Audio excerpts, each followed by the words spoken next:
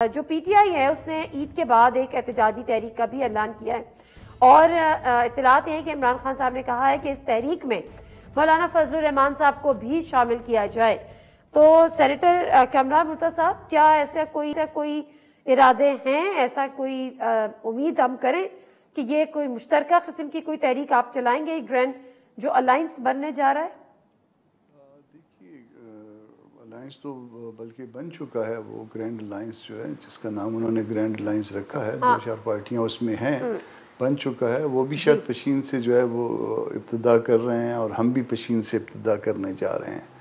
20 अप्रैल को हमारा पहला जलसा होगा। मगर जहाँ तक आपके इस सवाल का ताल्लुक है कि क्या हम मिल के चलेंगे, मिल के चलने का तजर्बा जो है हमारा पुराना बड़ा तल्ख है।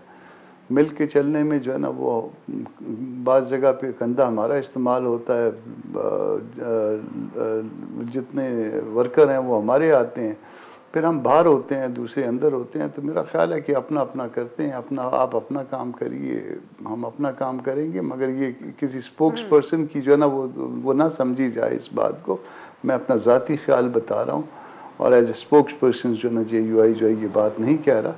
अगर जमात के सामने ये मामला आएंगे तो ज़ाहिर है जमात इसको डिसाइड करेगी। मगर मेरा ख्याल ये है कि कोई पिछला तजर्बा हमारा कोई इतना कामयाब नहीं था। सारा कुछ जो कुर्बानियाँ दी तो जमीयत के लोगों ने, और नतीजा जो है ना, नतीजे में हमें बाहर रख के उन्होंने कहा कि इनको इनके साइज़ में रखा जाए।